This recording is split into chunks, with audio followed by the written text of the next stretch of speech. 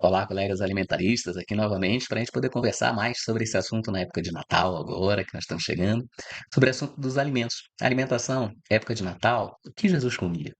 Jesus comia aquilo e depois ele recomendou que nós não precisássemos seguir essas leis, essas regras, como eram feitas as escolhas dos alimentos que os judeus comiam naquela época de Jesus, né?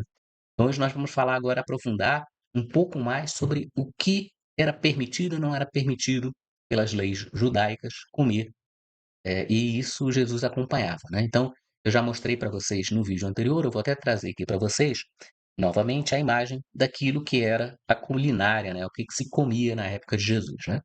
Então eu falei sobre o pão, eu falei sobre azeite, o pão de cevada, o pão de trigo, uvas de vinho, peixe assado, ervas amargas que eram para lembrar o tempo da escravidão, tinham seus momentos, trigo, cevada, lentilhas, grão de bico, alguns tipos de leguminosas, feijões, carneiros, pombas e peixes, e tudo tinha um motivo. O mel, né, que é aquela da terra onde mana leite e mel, aquela terra prometida. Então eram alimentos que eram alimentos fornecidos, eram comuns, além das frutas, né, você tem figos, tâmaras, você tem a própria uva, né, então eram frutas que naquela época eram relativamente acessíveis, tá. E a gente vai agora ler um pouco sobre a Bíblia, na questão dos alimentos que vêm desde o Antigo Testamento, que eram esses que Jesus comeu, né, e comia respeitando as leis judaicas. Então vocês vão encontrar essa referência lá em Levítico, tá, em Levítico 11, animais puros e impuros. Então eles falam, primeiro, animais terrestres. Yahvé falou a Moisés e a Arão e disse-lhes: Falai aos israelitas e dizei-lhes: Estes são os quadrúpedes que podeis comer, animais de quatro patas que podeis comer, dentre todos os animais terrestres.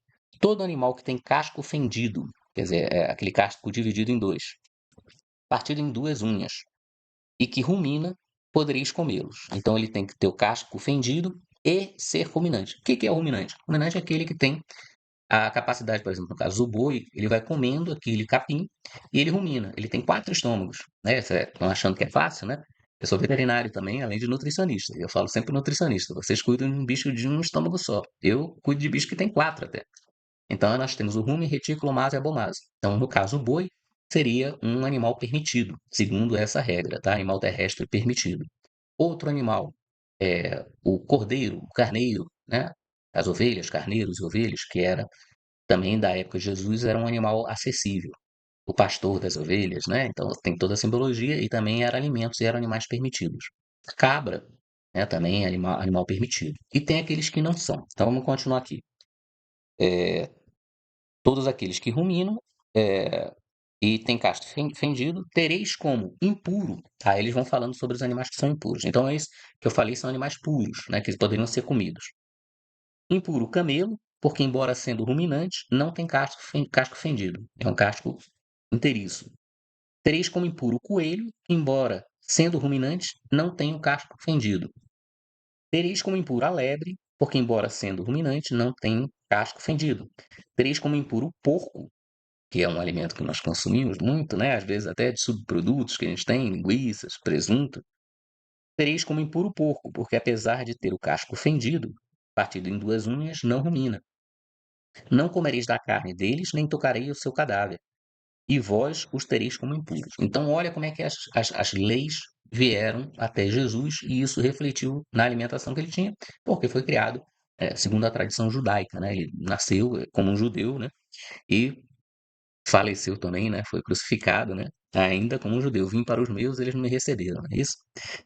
E como animais aquáticos, dentre tudo aquilo que vive na água, podereis comer o seguinte: tudo que tem barbatanas e escamas e vive na água dos mares e dos rios, podeis comer. Mas tudo que não tem barbatanas e escamas, nos mares ou nos rios, todos os animaizinhos que se infestam as águas e todos os seres viventes que nela se encontram, tê-los-ei como imundo. Então, o que que a gente não poderia comer aqui? A gente não pode comer, por exemplo, ostra, camarão, dos animais, os peixes sem escama, por exemplo, os peixes que nós chamamos de peixe de couro, que é o pintado, o surubim, esses a gente não poderia comer pela regra judaica, tá? Então, sempre lembrando, antes de Cristo, depois de Cristo.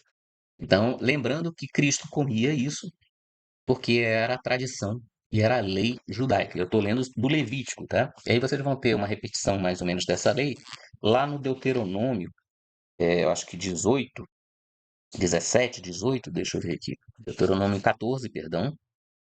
Deuteronômio 14, isto.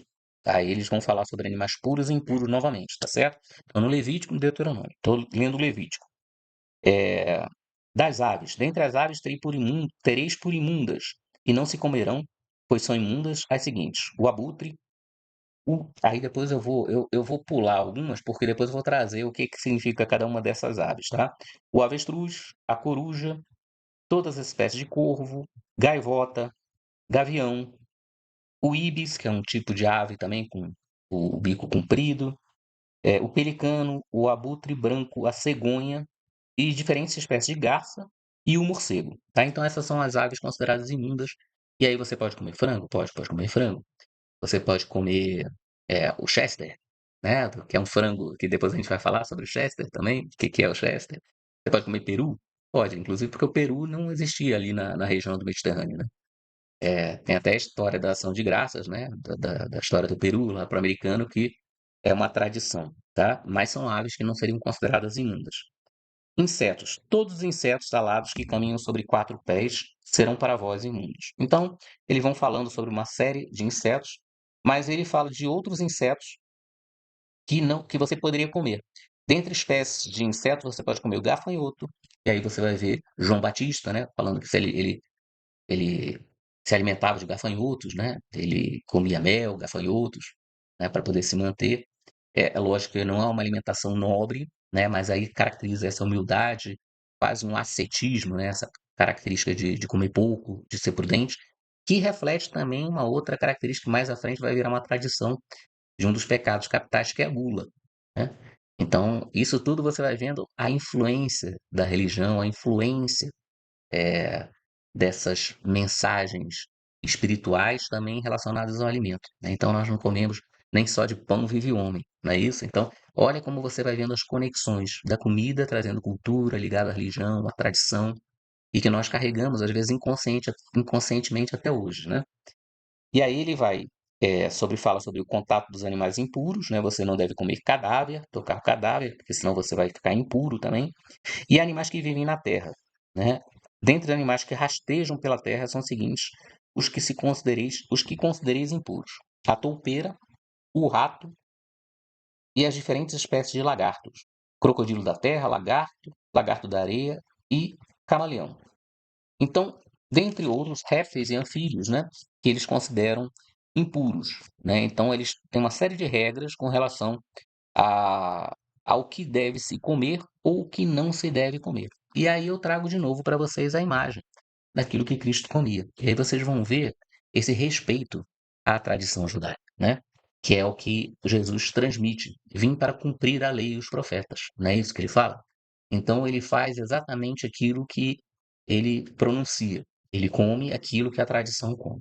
Mais à frente a gente vai ver outras questões que vão permitir que os cristãos possam comer aquilo, né, que lhe aprouver, né, sempre com o bom senso, com cuidado de ter o equilíbrio.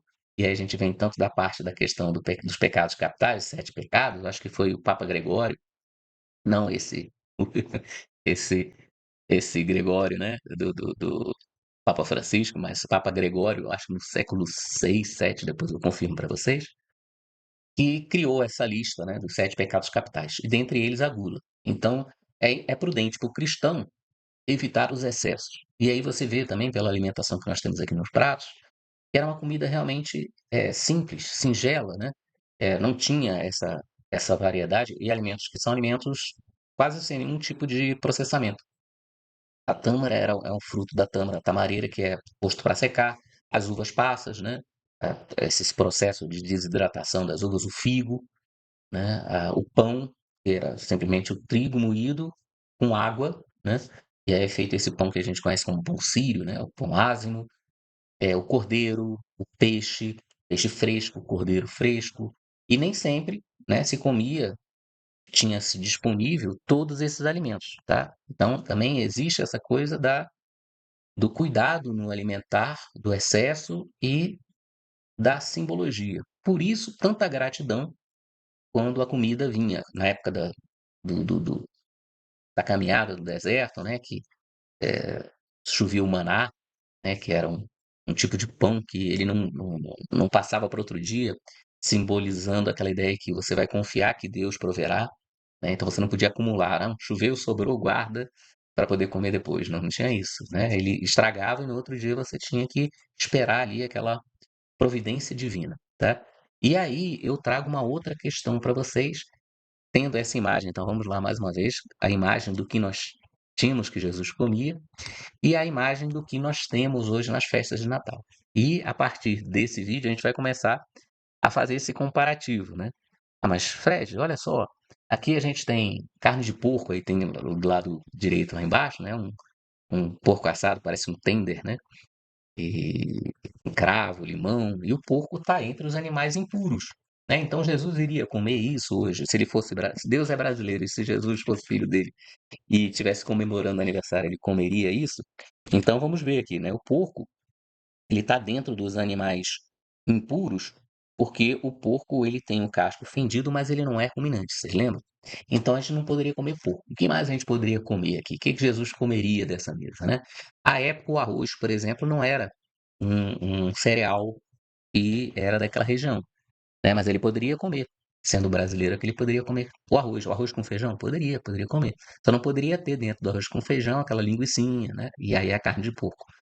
Mas, por exemplo, pode ter uma carne seca, né. Então eu estou dando ideias de pratos aqui, se você fosse preparar um feijão para Jesus, um arroz, então tá, ele poderia comer. O frango ele comeria. A batata ele poderia comer? Poderia. À época a batata não estava dentro da lista porque era da América. A América não tinha sido descoberta, né. Então a batata era um alimento que não estava disponível. O ovo, né, então o bacalhau, por exemplo, o peixe. Vamos lá, peixes que a gente tem. O atum, ele poderia comer. O salmão, ele poderia comer, né. O bacalhau, ele poderia comer porque são peixes com escama, tá? Então, como foi dito, os peixes que não têm escama, esses aí ele não poderia comer. Então, ele não poderia comer o pintado, seguindo, tá, gente? Eu tô sempre falando isso, seguindo essa tradição. E a gente vai explicar mais à frente o momento em que isso deixa de ser proibido, né? Onde há permissão para que você possa comer todos esses alimentos. E aí vem a outra parte, que é a parte do nutricionista. Pode comer, mas sempre com muita reserva. Não vai muito com sede ao pote, né? Então, dentro de todos os alimentos, e aí dentro dessa ideia também nutricional, eu sigo uma linha onde é interessante para a maioria das pessoas saudáveis, que querem ter um equilíbrio de peso, que querem praticar atividade física, que tenham um consumo mais rico em alguns tipos de proteína, na quantidade proteica, né? E aí há uma discussão que é um debate infindável, que tipos de proteína, né? Então, leguminosas têm proteína, amendoim tem proteína, mas tem uma diferença, e aí eu puxo para o meu lado também, novamente, como veterinário, da proteína animal e da proteína vegetal, tá? Então, são três grandes grupos, tá, gente, de alimentos. Macronutrientes, a gente tem a proteína, a gente tem os carboidratos e a gente tem as gorduras, tá? Então, existe uma briga muito grande dessa discussão e sobre gordura que é boa, gordura que não é boa, gordura que é saudável, gordura que não é saudável, proteína, carne causa problema, carne de boi não causa. Então, isso vão ser outras coisas que a gente vai discutir também. Vai falar com vocês, trocar essas informações. Mas dentro desses três grandes ingredientes, a gente acrescenta também os micronutrientes, minerais e vitaminas, que você vai encontrar em frutas, vai encontrar em legumes, verduras. Tá? Eu não sou da linha de que existe aquele alimento milagroso.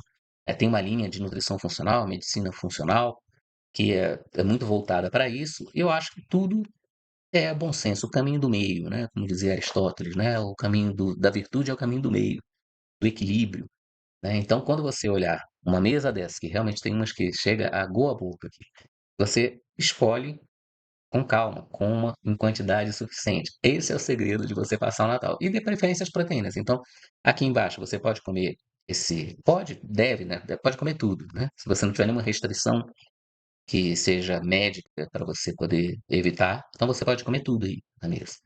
Mas dê preferência, se você busca manter o seu peso e está fazendo algum tipo de atividade física e tal, busque uma carga maior de proteína. A Organização Mundial de Saúde coloca em média 0,8 gramas por quilo de proteína para pessoas adultas, né, saudáveis, e eu já creio que o ideal é você subir isso para 1,6, trabalhar aí na faixa de 1,6 a 2, 2,2 gramas de proteína. Então, a sugestão você está praticando musculação, atividade física, você tem saúde, você está com tranquilidade, então foque mais na proteína com moderação sempre, e aí você vai ter a carne de porco, você vai ter o frango, parece-me que tem aqui do lado esquerdo, né, no quadrante esquerdo inferior ali algum tipo de rocambole, você tem, aí você vai para a parte das verduras e frutas, né, você tem uva, você tem banana lá no fundo também, nessa parte ali, tem uma marca de refrigerante aí se você tira, né, se você tiver idade já e você também gostar, você pode tomar vinho, um pouco de vinho, uma taça, né, sem exageros para poder acompanhar a comida. Você tem um gratinado ali embaixo também, que parece que é um bacalhau gratinado. Muito bom, batata, também com moderação. Então, a gente vai discutir sobre isso. Vamos falar sobre isso. Discutir não, vamos conversar sobre isso, sobre alimentos que a gente deve comer no Natal e que estão consentâneos com essa tradição cristã e que nós estaremos também caminhando e lembrando a cada momento que nós estivermos comendo também daquele que é o aniversariante do dia 25, né? E tudo aquilo que ele fez pela gente e essa tradição da alimentação e também a liberdade que ele nos deu de escolha, né, isso a gente vai trazer também para conversar com vocês, tá certo? Então, se vocês quiserem saber mais, né, sobre os alimentos puros e impuros, peguem lá no Deuteronômio 14 e tem no Levítico, deixa eu ver se é Levítico 11. Isso, Levítico 11, tá certo? E aí vocês vão encontrar sobre alimentos puros e impuros. Você já tinha pensado nisso? Né? Por que que Jesus não comia esses alimentos e hoje a gente come? Né? Então, e quais alimentos puros e impuros que você come hoje em dia? E que talvez você queira comer como Jesus, em homenagem a ele, e você quer repetir essa refeição, o que você poderia preparar? Então coloque aí nos seus comentários, se você gostou do vídeo, curte, comente, compartilhe, né? Porque aí outras pessoas vão entrar nessa conversa aqui. E lembrando que a gente vai entrar o ano e vamos caminhar agora o ano seguinte falando sobre essa questão. A comida dentro da Bíblia. Aquilo que Jesus comia, aquilo que nós comemos e como essa simbologia da comida está entranhada também dentro dessa parte espiritual, tá certo? Espero que tenham gostado. Envio minhas saudações alimentaristas a todos e um forte abraço.